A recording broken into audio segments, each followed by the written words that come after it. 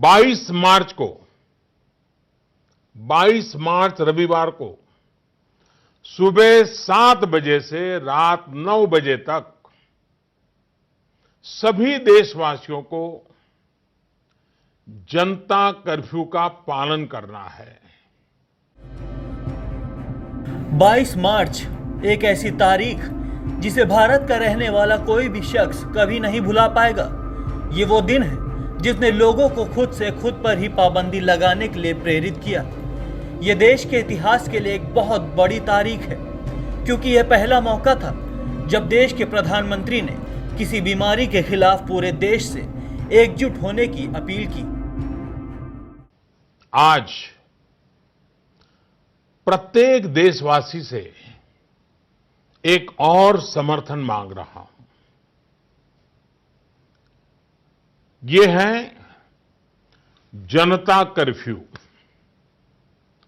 जनता curfew यानी जनता के लिए, जनता द्वारा खुद पर लगाया गया कर्फ्यू।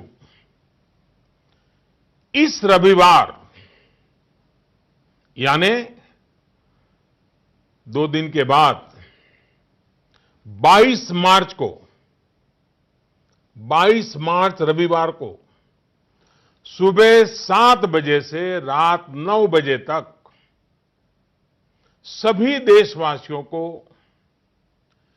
जनता कर्फ्यू का पालन करना है। आप सभी ने प्रधानमंत्री नरेंद्र मोदी का राष्ट्र के नाम इस संदेश को यकीनन सुना होगा। प्रधानमंत्री ने अपने संदेश में साफ कर दिया कि मामला वाकई गंभीर है और इसे हल्के में बिल्कुल मत लीजिए। 22 मार्च 2020 का दिन भारतीयों के संयम और संकल्प की सबसे बड़ी परीक्षा का दिन था। इस दिन पहली बार सुबह 7 बजे से रात 9 बजे तक लोग अपनी इच्छा से अपने ऊपर कर्फ्यू लगाया।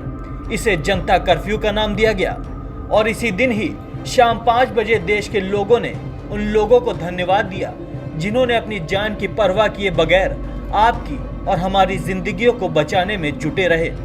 इनमें देश के डॉक्टर हैं, मेडिकल स्टाफ हैं, नर्स, जरूरी सेवाओं को आप तक पहुंचाने वाले लोग और मीडिया कर्मी भी शामिल रहे। लोगों ने इनके लिए तालियां बजाई, थालियां बजाई और पूरे देश को ये बताया कि हम इन लोगों के प्रति कितने एहसानमंद हैं। ये सब हमारी संकल्प की शक्ति से हुआ। भारत में कोरोना वायरस का पहला मामला 30 जनवरी 2020 को सामने आया था।